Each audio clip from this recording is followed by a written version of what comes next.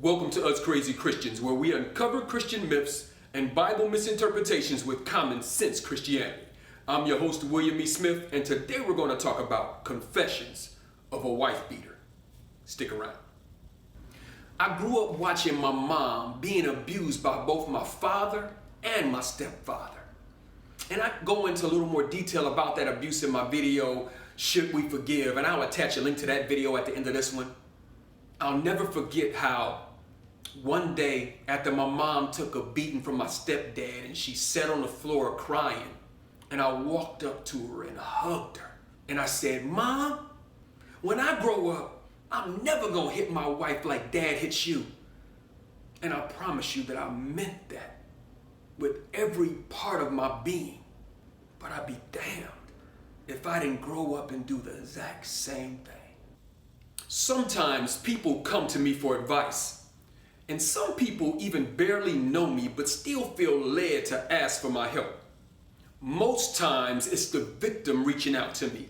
But for the last couple years, I've been talking to more and more abusers as opposed to victims of domestic violence. I try to give solutions in ways that they can defeat this thing, this painful abuse that destroys families, cripples people, and ruins lives. But what always seems to happen is whenever I give these solutions, I always run into the same brick wall. The wall of, "Yeah, I hear you, William, but you don't understand what it's like. You can't feel my struggle, my pain, my regret, and my sometimes overwhelming feelings of anger, uncontrollable anger." So I take a deep breath, and then I admit that I have done those same atrocities, that I have committed those same crimes. I committed domestic violence. I hit my wife, and not just once. This went on for years. At the point of me stripping myself naked by admitting that painful truth, their walls of resistance start to come down, and then they are more able to hear the advice or solutions I have to share. Honestly, the shame and embarrassment of this was so great that I plan to take this to my grave. Never intended to share this under any circumstance, publicly or privately. But my heart is so wounded when I see other men repeating those same actions that I did. When I see the victims of this abuse, I want to help. I want to save the victims. I want to help the perpetrators to stop. But I've learned that people only truly listen to me after I've shared the truth that I have perpetrated those same horrible crimes myself.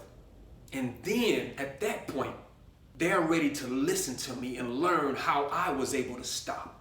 So that is why I am admitting this openly.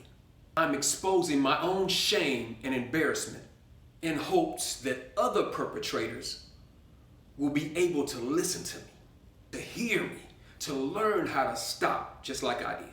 You may be battling with domestic violence as either the victim or the perpetrator, or someone you know may be battling with this and you want to help. I was able to stop. I was able to become a different man, to the point where people hardly ever believe me. There have been times I've admitted this fact and people have laughed in my face. They thought I was joking. People are shocked to hear that I even ever had a bad temper, and that blesses my soul. It almost brings me to tears at times to be reminded of how much I've changed, and you can change too. We make resolutions to ourselves, swearing that we will never make the mistakes that our parents made. And we try to do better. We try to distance ourselves from their actions and the things they did. But inevitably, we end up repeating that same cycle. A great man, one of the wisest people I ever met, my pastor, Reginald Lane, he's passed now, but he used to always say, "You never get what you desire. You only get what you focus on." We desire to do better than our parents, but we struggle Because what we focus on is the things they did wrong, even though it's only in an attempt to ensure ourselves that we don't repeat it. Because our focus is on that, we cannot help but repeat it. Again, like Pastor Lane said, you don't get what you desire, you get what you focus on. We naturally, without even trying it, will manifest whatever we're focusing on, good or bad. Our manifestation abilities, our creative abilities are not biased. It's not picking good or bad. It just assumes that because we're focusing on it, that's what we want, and it gives us more of that. When I was focusing on how bad of a husband I was, how shameful of an abuser I was, how utterly disgusting I was because of my actions, although my heart and mind was trying to change, because my focus was on the negative things that I was doing, I could not help but repeat it over and over again. You need to know right now that there is hope for you. You can change. You can defeat this. If you're a victim, you can come out of this. You can change yourself right now. You can be a loving husband, a loving father, an awesome, supportive boyfriend, an amazing man, starting today. But you gotta change your focus. You gotta change what you're looking at, what you see about yourself. You gotta see yourself as a good man, a compassionate man, a great husband, a great father, a great boyfriend, a caring person, a protector, as opposed to a perpetrator. I tried to look at my wife and value her. I would say to myself, you can't do that, William. That's your wife. That's your children's mother. All kind of different attempts to uplift her in my mind. They did help, but they were always temporary. Over the years, I've tried everything I can think of to just stop being abusive. I would say to myself, you a weak-ass wife beater like your daddy and your stepdaddy. Thought you said you was never gonna be like them. You lying little wimp. I'd be belittling myself, berating myself to myself, getting angry with myself. But none of that helped. None of that fixed me. I was still broken. I began trying to forgive her, to value her, to rationalize her actions to myself. But that didn't work. Praying and fasting didn't work. Embarrassing myself publicly by admitting my shame to brothers at church didn't work. It helped some. Temporarily, it didn't last. Going to deliverance service and having the men in the church lay hands on me didn't work. Having brothers counsel me, spend time with me, coming by the house to check up on me, all that helped, but it didn't fix me. Crying out to God with tears in my eyes for deliverance didn't work. It wasn't until I stopped looking at her and began looking at me, began to say to myself, I am too valuable, a man, a leader, to be hitting a woman. I am too much of a man to ever strike a woman. I am too much of a gentleman, too much of a man of God to ever abuse a woman. The more I began to forgive, value, love, adore, and cherish myself, the easier it became to not hit my wife. All before this period, I would be abusive. And I'd cry out in shame, asking God forgiveness, then asking for her forgiveness. And honestly, the repentant heart, never meaning to do it again, totally true what I said. Time would pass, and inevitably I'd repeat the same abuse. Through all my begging and crying and fasting and praying, God never once came down and rescued me. Never once came down and fixed me.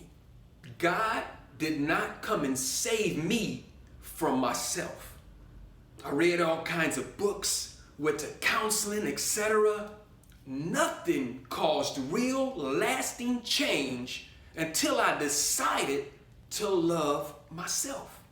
to value myself, to honor myself. I began to believe what I was saying about myself.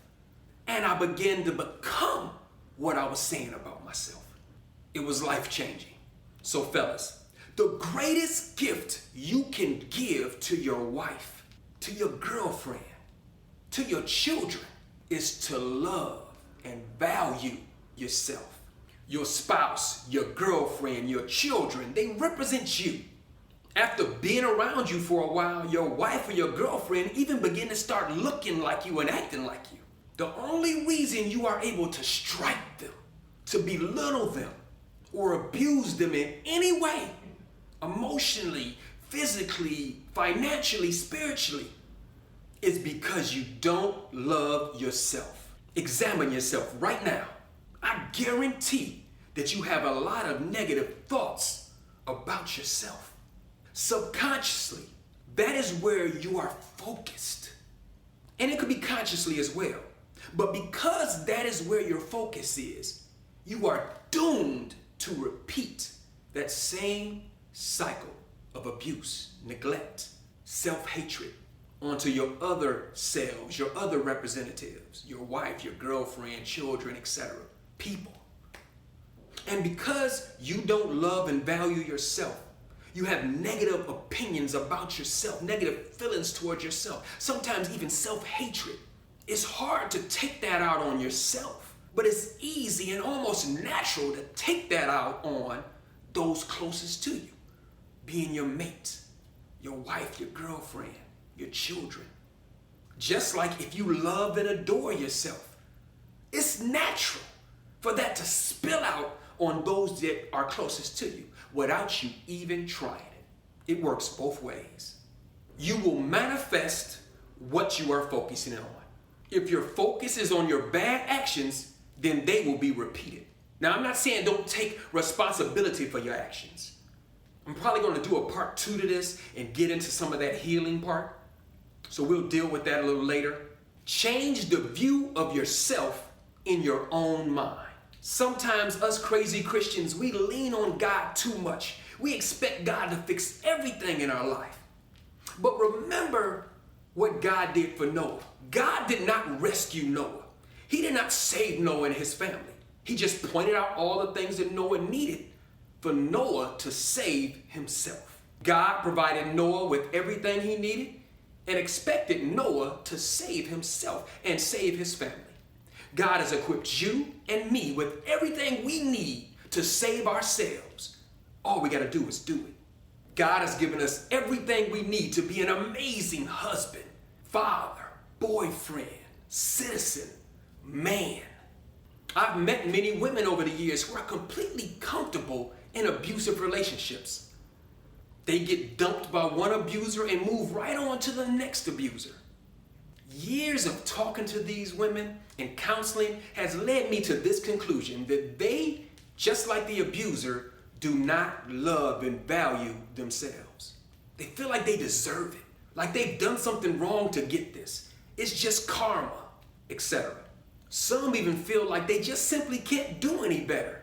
But again, that is all tied to a lack of love and value for self. Ladies, say to yourself, every day, all day if you have to, say it till you can feel it, till you can believe it. I am too wonderful to be any man's punching bag. I am too awesome to allow anyone to abuse me in any way. I am an outstanding woman who deserves to be treated like the queen that I am. I am too powerful of a woman to ever allow my children to see me being hit by any man. Fathers, say to yourself out loud if you have to, I am an outstanding example to my sons of how to treat and love a woman. Say to yourself that people always ask me how I have such a peaceful, loving home and family. I am too much of a man, a leader in the community, a creator, a king, to ever strike or talk down to my queen. Remember, we don't get what we desire. We get what we focus on. What are you focusing on? What do you see? You can change that. I can change that. We can change that. Life is good and only getting better. Every day is amazing. Every night is amazing. My family is blessed, happy, prosperous, healthy, full of love and joy and peace. And it's my fault. It's my fault that we're happy. It's my fault that we are at peace. It's my fault that we are full of love, compassion, understanding. I'll take that. Do you? It may seem odd at times as you're speaking those wonderful things about you. I remember when I started doing it, I felt like a liar, like I was lying to myself. But the scripture says, speak those things that be not as though they were. It says you will have what you say. What are you speaking? What are you saying? You have control over that. As you keep saying these things, they will come alive on the inside of you. You will start to believe them. And when you believe them, you will become them. Whatever you are now is because you believed it about yourself already. If you want to be something different tomorrow, believe something different today. What are you saying about yourself? Let that marinate. Whatever is on the inside of us spills out onto those that are closest to us, good or bad. If our insides are filled with anger, pain, rejection, fear, insecurities, etc., then that is what you will naturally spill out onto all those around you without even trying.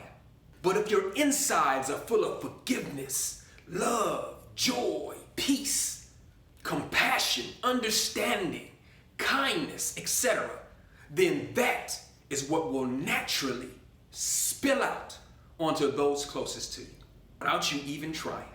When I begun to go inward and just start focusing on William Smith, I started loving and valuing myself. I said to myself, William, you are a good man. You don't hit women. You protect women. That is what your name, William, means, the protector. That is when something changed. That is when I began to have a paradigm shift. I began to see my world differently. And it started with me seeing myself differently. I started to see my wife differently. Begin to see my actions differently, which spilled out onto how I started to see my wife's actions. I began to see that she was doing things from a position of pain, from a position of distrust, wounds, insecurities, fears, some that I have created or simply amplified just because of my actions. I began to see my wife as a wounded person trying to survive as opposed to my adversary trying to compete or argue or fight against me. Imagine or visualize people saying about you that I can't imagine that you ever used to hit women. Imagine them laughing at you and saying, stop lying, you never did that. I know you would never do such a thing. Imagine your grown children's mates saying to you, your son or daughter treats them so well that they will swear they were an angel sent from God. And they attribute all of that to what they learned from their father, from you. Imagine it, visualize it, see it in your mind. Allow it to grab your feelings and your emotions till you start believing it. And it will become a fact of life for you. At this point in my life, I could not even imagine hitting a woman. I could not even imagine calling a woman out her name. It feels good to say that. It feels good to believe that, to know that about myself. My heart is moved for people in abusive situations and for the abusers that want to stop but don't know how. Men are reaching out for solutions, and I'm honored to be in a position to offer you one that works forever. Please share this video with anyone you think it might bless. You could change someone's life. You might even save someone's life. Subscribe to the channel, hit the like button, and hit the notifications bell to be notified every time we post a new video. Is it possible that God is more loving, kind, and compassionate than we previously imagined? Thanks for watching us, Crazy Christians. Until next time, be blessed.